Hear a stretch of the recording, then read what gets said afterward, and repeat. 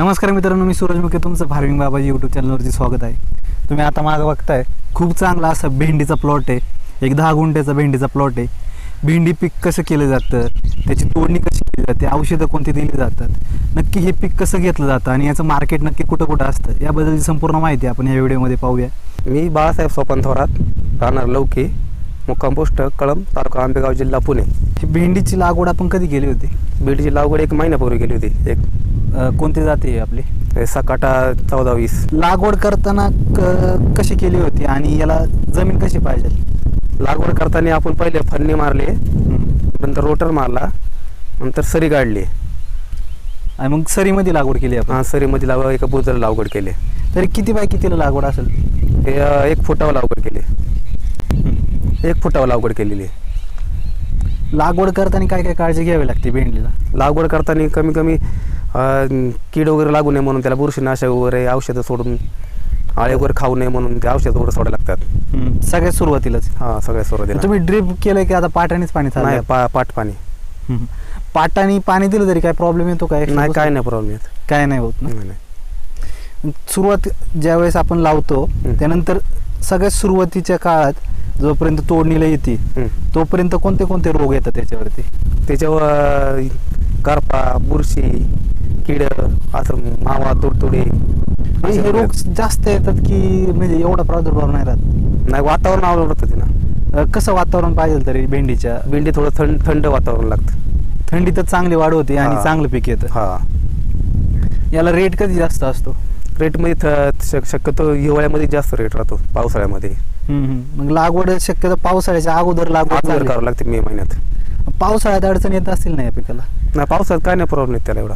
पावसाळ्यात नाही, फक्त पाणी साचून द्यायचं त्याच्यामध्ये. पाणी साचलं तर काढून द्यायचं.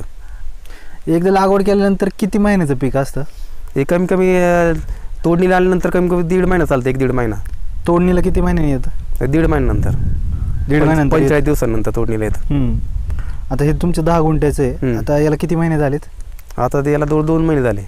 याच्यात किती तोडणे झालेत आपले? हे झाले 3 तोडणे झाले आपल्या. माल जो काय काढतो हा माल कुठं जातो आपला? हा, मनसर मार्केटला जातो. याच्यामध्ये तोडणीला कष्ट असतात का याच्यामध्ये? तोडणीला एवढे कष्ट नसतात, पण ते काटे वगैरे टोचतात त्यामुळं मजूर मिळत नाही. त्यामुळं घरच्या घरीच करावं लागतात ते. मग तोडणीला ग्लव्स वापरायला लागतात? हां, ग्लव्स वापरतात. याला लागवडीला खर्च किती 10 गुंठ्याच्या याच्यामध्ये? 10 गुंठ्याला लागवडीला बियाला बघा 1500 रुपये लागतात. आणि ट्रॅक्टर वगैरे असं मजुरी, बैल वगैरे धरून ते 2-1 हजार रुपये देतात. म्हणजे 3-3.5 हजार रुपये लागवडीला खर्च येतो सुरुवातीला. आणि खतांचा? खत नंतर आपण खुरपणी केल्यानंतर खतं टाकतो ना. खुरपणी लागते घ्यायला? एक खुरपणी किती? हां, एकच. हां, एकच खुरपणी लागते. त्याच्यानंतर मग 10-26 वगैरे आपण टाकतो. एक तोडणीला येईपर्यंत किती खर्च होतो? तोडणीला 20-1 हजार रुपये खर्च होतो तोडणीला येईपर्यंत. आणि तोडायला लागल्यानंतर?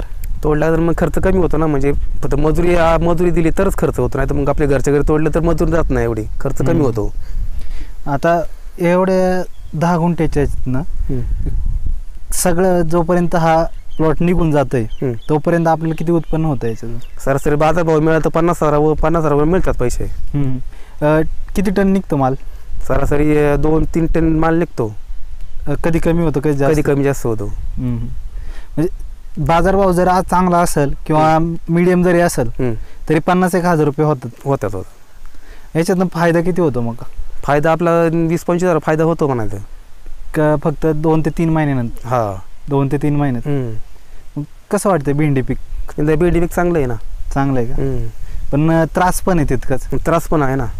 आता त्याला कीटकनाशक आपण फेम मारलेलं आहे आणि बुरशीनाशक रेडोमिल मारलेलं आहे आणि टॉनिक मारलेलं आहे. इतर पिकांपेक्षा याला खतं किती लागतात? इतर पिकांपेक्षा खताचं प्रमाण भरपूर कमी आहे. म्हणजे खतांवरचा आपला जो काय खर्च आहे तो या पिकामध्ये एकदम खर्च कमी होतो. त्यामुळे कमी खर्चामध्ये म्हणजे जास्त उत्पन्न निघतं. कारण इन्व्हेस्टमेंट आपल्याला एकदम कमी आहे आणि उत्पन्न पण ठीकठाक आहे, का जास्त पण नाही एकदम? ठीकठाक आहे. तर नक्कीच मित्रांनो, तुम्हाला भेंडीबद्दलची संपूर्ण माहिती या व्हिडिओमध्ये मिळाली असेल. जर व्हिडिओ आवडला असेल तर लाईक करा आणि तुमच्या मित्रांबरोबर शेअर करा. धन्यवाद.